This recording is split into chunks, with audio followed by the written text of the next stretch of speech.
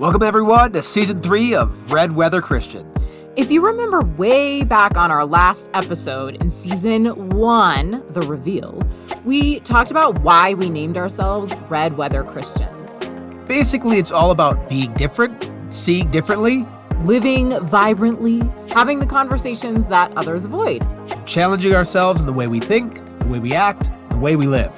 So in Season 3, we are continuing with that philosophy.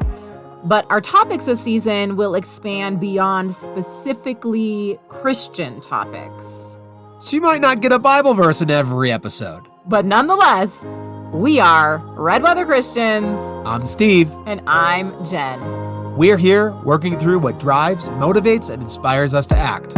Whether it's a career, a religion, a family, or something else, does it even make us happy?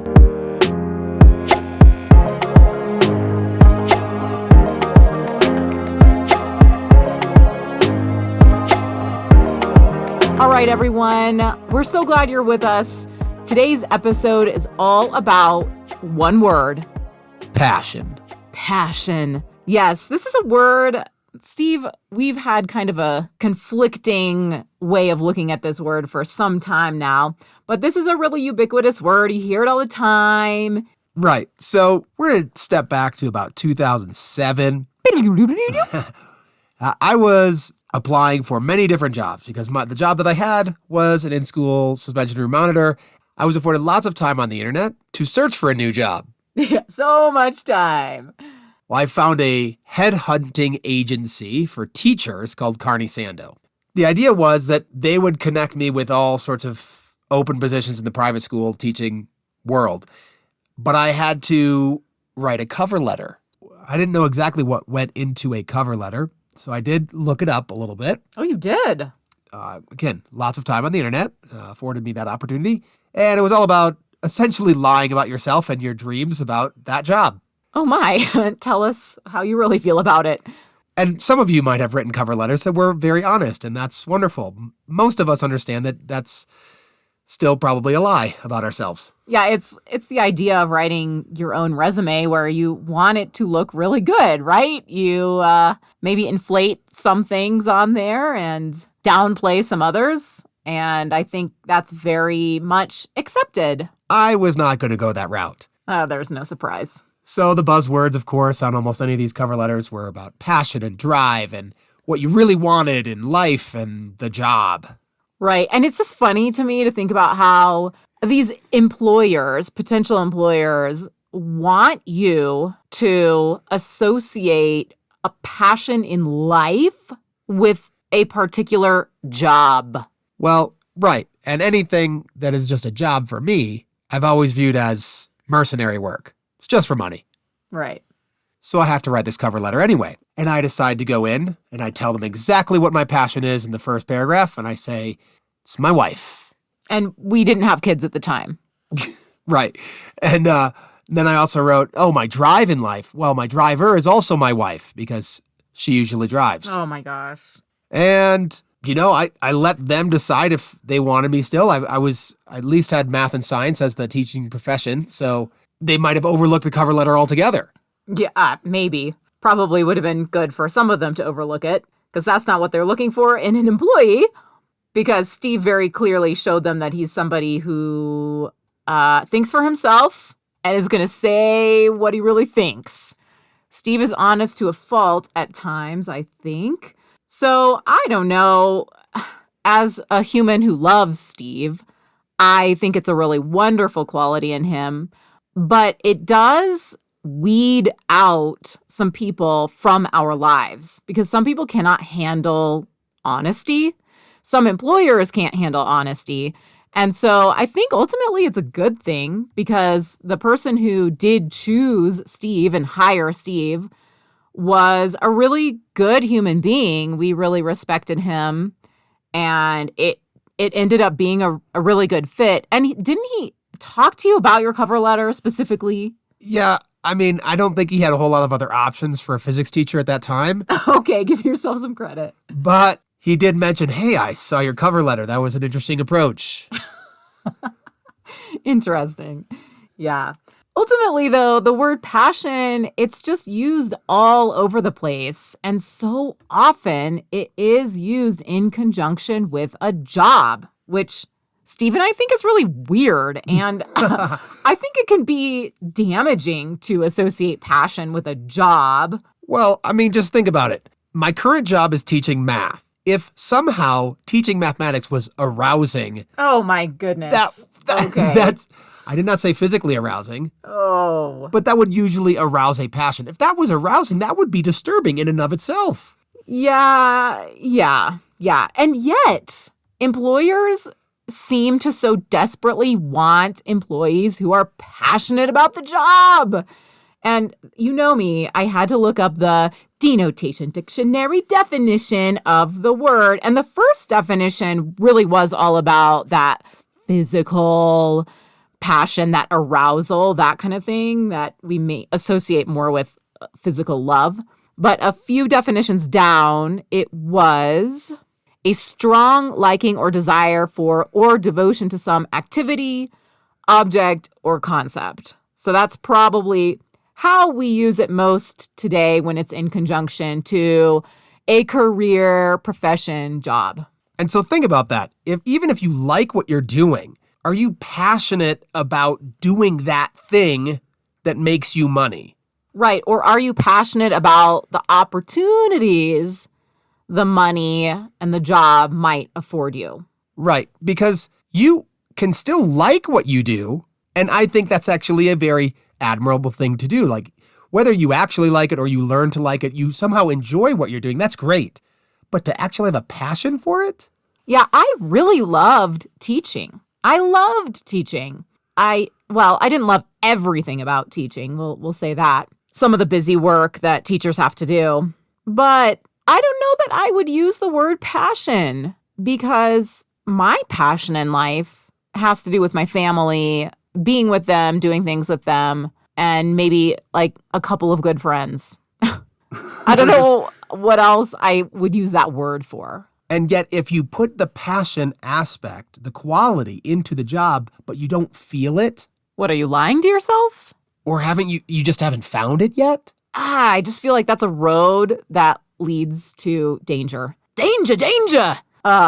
Because at some point, I think you're going to realize the lie that you are living, and you're going to experience some crazy disillusionment when you're like, wait a minute, I've been thinking that I am passionate about this job, but I'm really not. And how do I come to terms with that? So you might ask us, or we would use some introspection here. Why do we do the podcast? Do we have a passion for it? Right. I would say that we do it because we enjoy it. It's fun. It is also quite a bit of work. Just to give a quick example, we are completely re-recording this episode because the first recording, the sound quality was so bad. We were trying to use 2 different mics and it was a mess. So yeah, it's time consuming. It is a lot of work.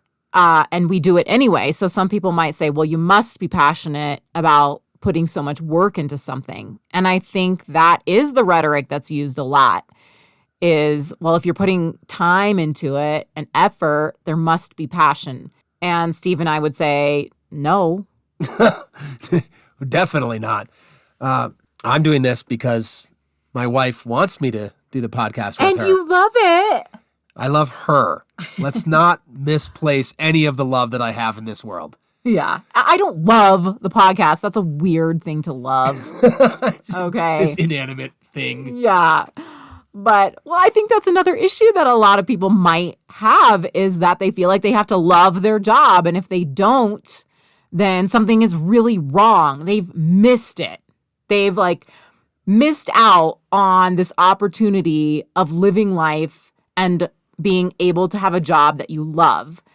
And Steve and I are just here to say, you might have a job that you don't love and that you're not passionate about, and that can be okay. Actually, I think it is okay.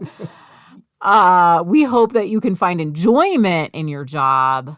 But when we start associating that word passion, our identity starts getting intertwined and all of that, right? Because passion is a deep-seated emotion. It's not something we should take lightly. So if we have passion for a job, I think it's only natural for us to feel like that is our identity. And we know that that can be damaging as well because we have changes in our jobs. We might need to quit. We might get fired.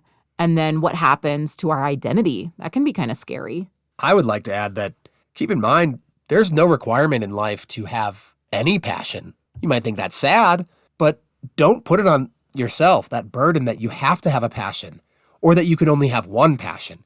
You can have many or you can have none. Yeah. And, when we are children, we're always asked, what do you want to do when you grow up? What do you want to be when you grow up? And it is often tinged with the idea of passion and your dreams. And I ask my kids that too. I'm curious, but I don't want them to grow up thinking that the only way to be happy in life is if they are in a profession that they are passionate about. Right. I mean, think about some of the most common answers to that. You get doctor or lawyer, something like that, or musician, actor, celebrity, writer. And some of those professions are very difficult to actually make a living doing. Right. It's very selective, sometimes by sheer luck. And yet, those you can do even in conjunction with your other life. You can be an engineer and also write music. Yeah, if you play your cards right, I suppose, and have the time. Right, but you can do multiple things. You can be passionate about writing or reading and not do that for money. Well, I do think you make a good point because sometimes when we take something that we are actually passionate about and we monetize it, it gets a little hairy. It might take away the enjoyment. It might add stress.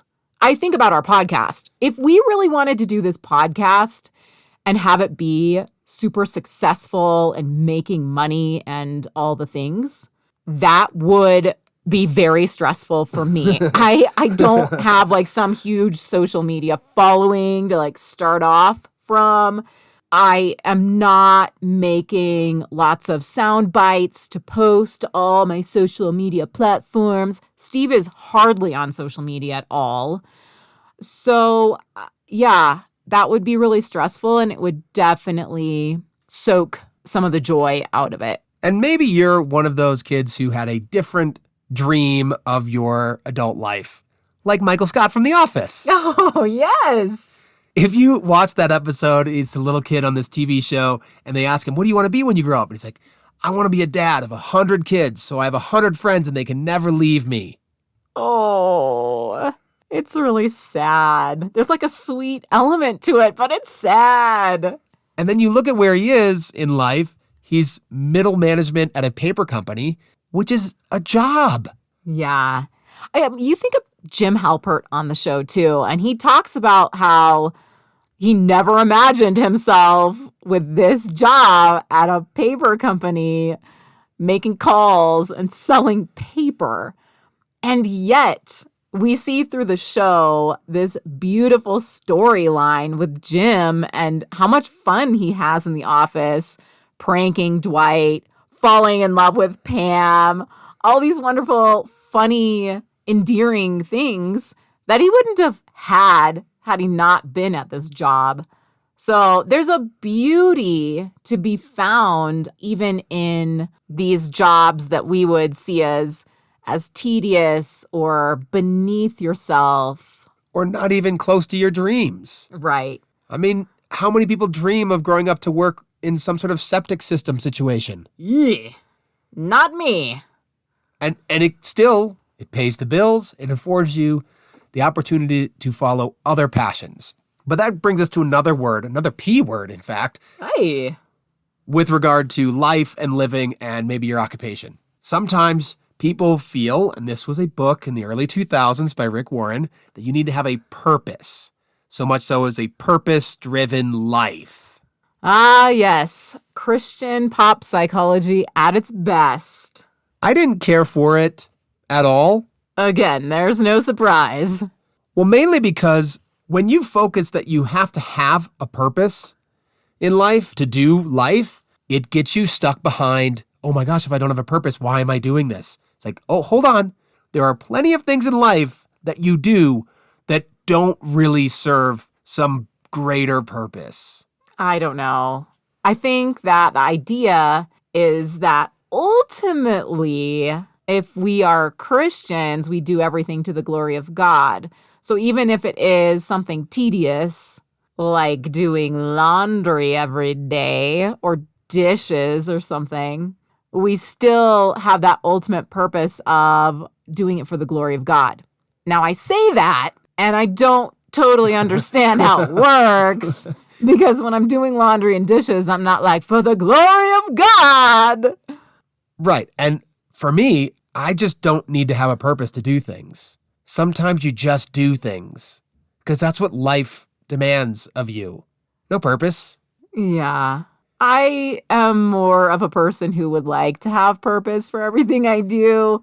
So even if it is laundry, I do think of, I'm helping the household, helping them out. Yeah. And we disagree on this, and that's okay. We keep that conversation going. Sure.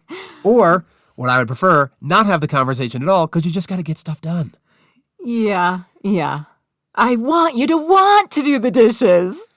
Yeah, that's if you guys have seen that movie. The breakup. Yeah, that's not going to happen for me.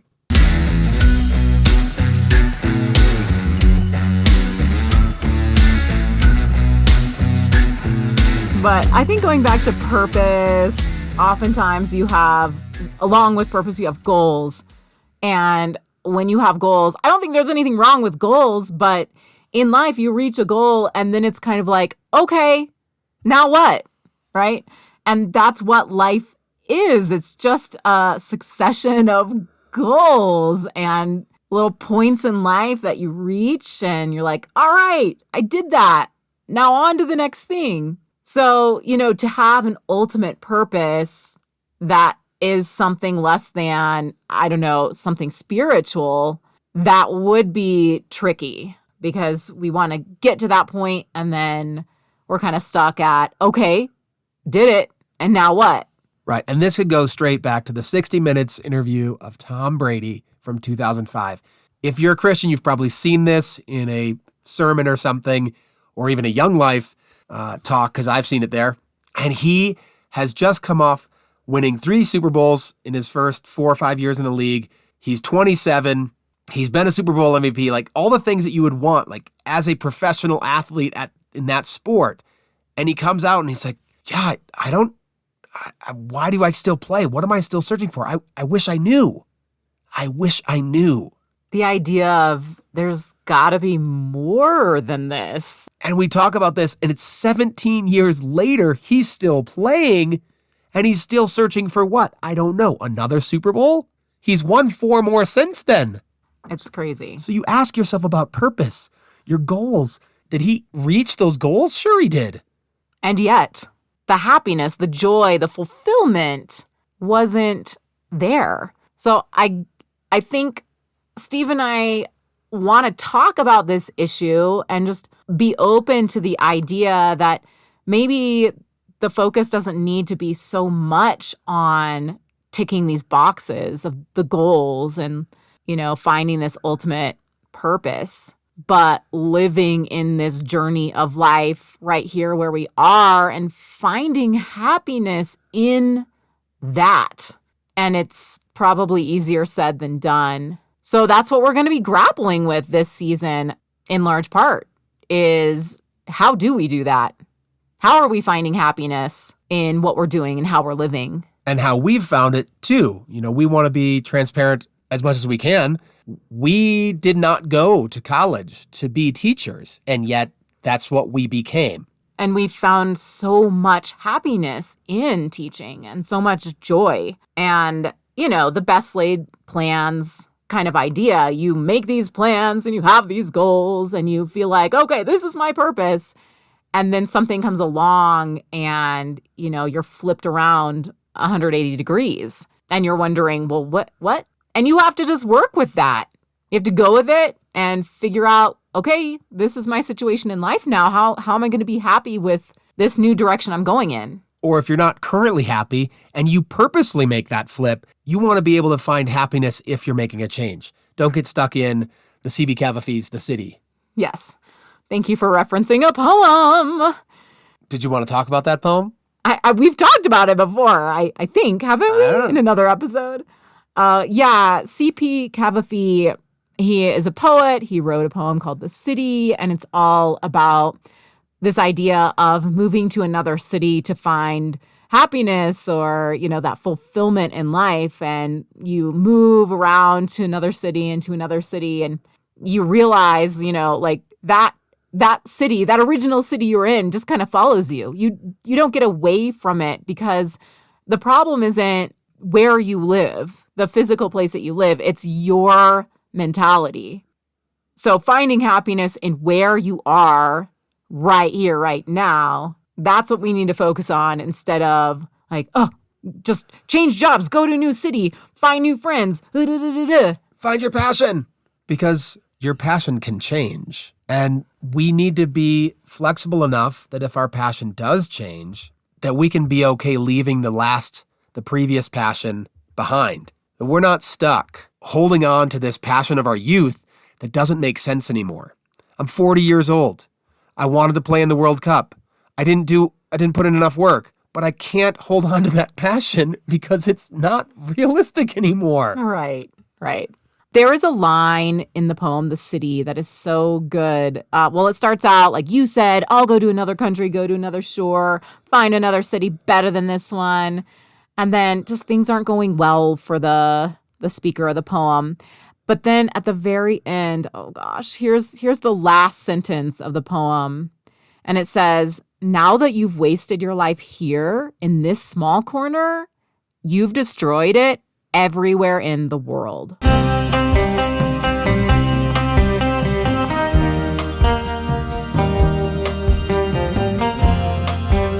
So we want to work on our mindset and how we can find happiness wherever we are at in life. And so something that we dealt with as teachers too, specifically to high schoolers, was they have these dreams and these aspirations to go to the right college, get the right major, the right job, and live out their adult lives.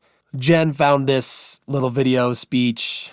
It was from Alan Watts, some graduation speech that he gave, but they put it to a video. Yeah, and I watched it. I'm like, oh my gosh, I love this so much at the time.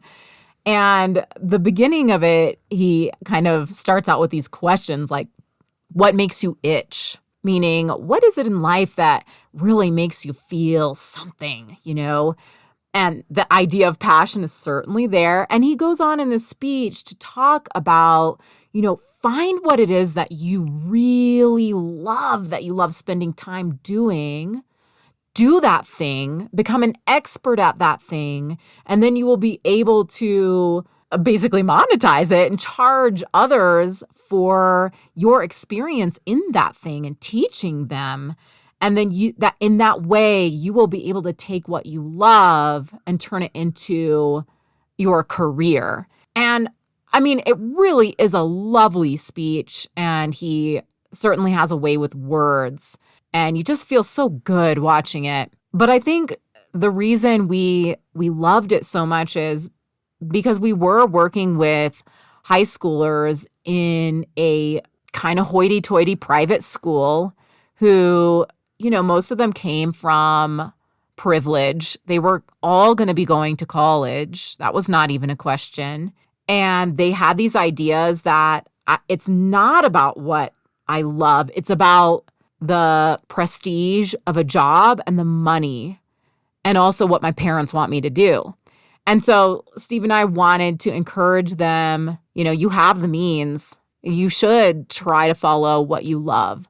I know that sounds kind of contradictory, but we don't want to say don't try to do something that you love. But the other aspect to his speech and the other question he asked is, what if money were no object? What if it wasn't a factor in your decision making? Right. Yeah, I should have said that at the very beginning, because that is at the beginning of the speech. He asks that question. And I think it is a good question to ask ourselves. What would you be doing right now if money were no object? Because money oftentimes dictates what we do. And we totally recognize that. We are in a privileged position ourselves, but we recognize some people need to work a job they don't like because they are trying to survive. And survival is maybe their passion at the time.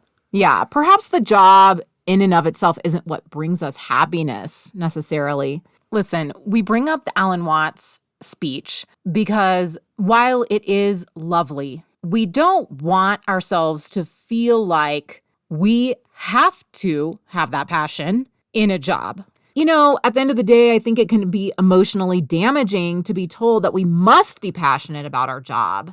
You know, what if we are trying to be passionate, but we're not? And then what? We think that there's something wrong with us? So that's dangerous. Let's just be really aware of that. Again, we're looking to ease up on this passion rhetoric.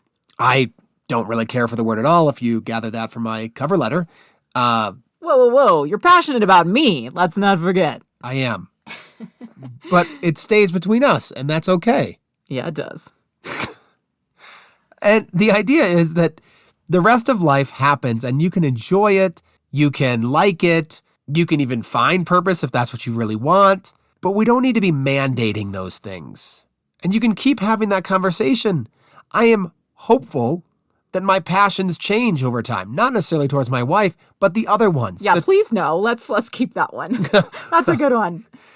Yeah, but you get married and you have that passion towards your spouse, but then you have kids and you have a different kind of passion towards your growing family, So that is natural and that is good. And we would readily recognize that there might be a different level of passion on the wedding night. Ew. Versus now. And I think that's okay. It's okay. It changes. It's all right. I will say, I think it is important though, even though passion, like physical passion in a relationship may wane through the years a little bit, I think it is important to find different avenues of passion that you can have with your partner. And it might be different than the wedding night, but I do think it is important to retain the passion in a relationship. I like that.